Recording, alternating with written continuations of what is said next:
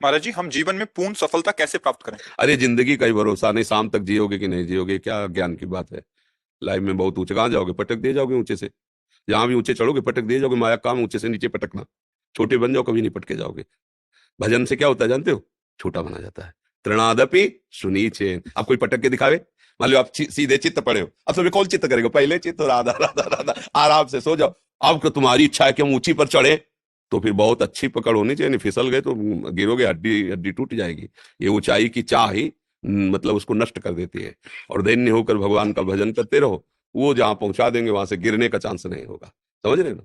हाँ, यही तो माया का खेल है। वो सबसे बड़ा बनना चाहता है, हर क्षेत्र में बड़ा बनना चाहता है। ये दोष भी नहीं, क्योंकि बहुत बड़े का बच्चा है ना, बड़े का भगवान का बच्चा है ना, तो भगवान सबसे बड़े है ना, वो सबसे बड़ा बनना चाहता है।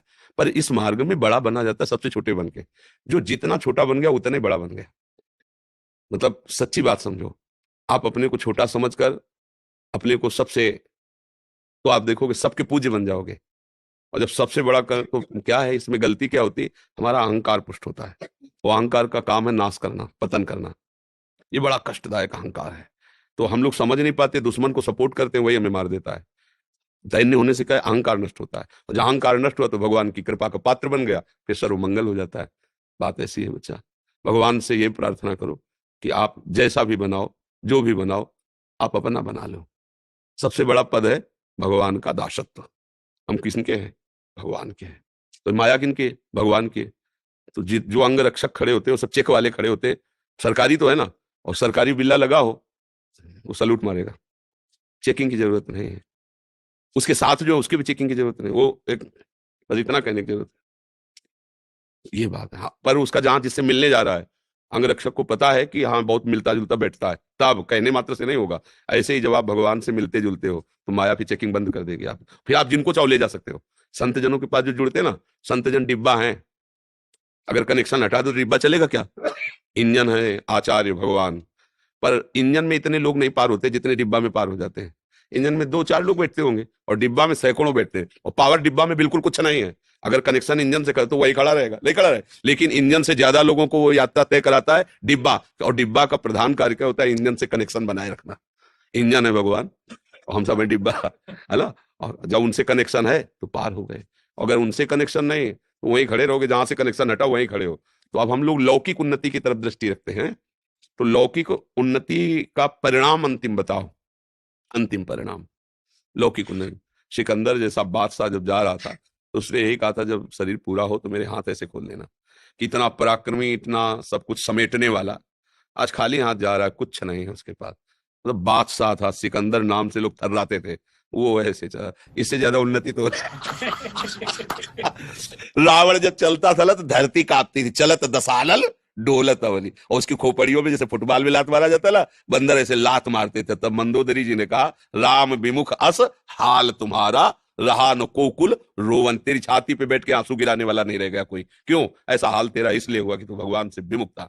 तो भगवान से विमुख होने पर तो कोई भी उन्नति, उसका परिणाम क्या है? अगर हम भगवान के हैं तो हमारी बहुत बड़ी उन्नति क्या है? ये जीवन जैसे बने वैसे कटेगा, लेकिन अंत में हम भगवान के पास जाएंगे, अपने प्रभु से मिलेंगे, हमारा जन्म मरण छूट जाएगा, सदा सदा के लिए परमानंद में। और इसी जन्म में उसका लाभ देखने को मिलता है। एक बेपरवाही आती है, एक मस्ती आती है, एक भरोसा होता है। बहुत बड़े भगवान हमारे साथ है ना, उनका हम नाम जप करते हैं, उनके भरोसे पे है। और आज तक भगवान ने कभी किसी का भरोसा नहीं तोड़ा। आश्चर्य में उसके जीवन में घटनाएं घटने लगती जो भगवान का भरोसा कर लेता है।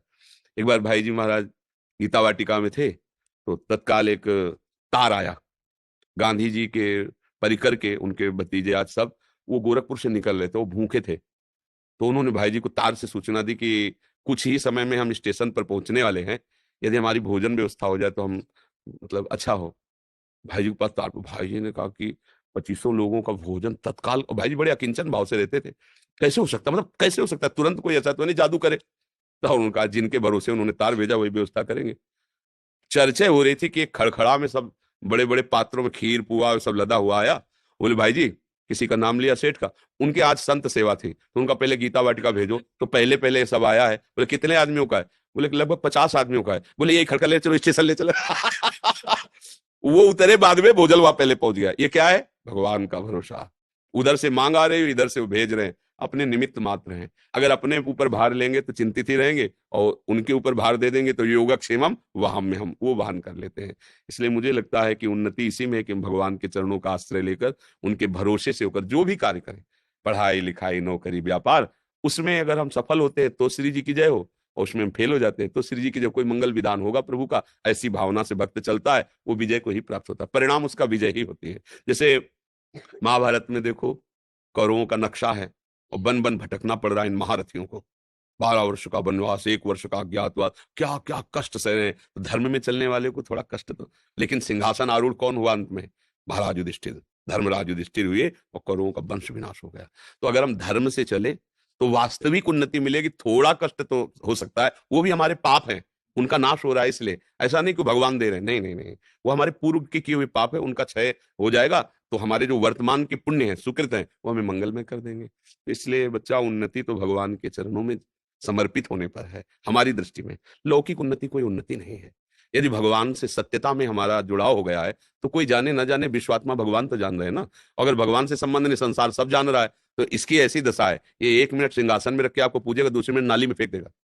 संसार का स्वरूप है? उसकी तो दृष्टि है नहीं, वो जैसा सुनता है, जैसा देखता है, वैसे ही करता है। तो वास्तविक है कि हम भगवान के शरण में वो उन्नति जब देंगे, वो स्थायी होगी। तो हमें लगता है भगवान का भजन ही सबसे बड़ी उन्नति है।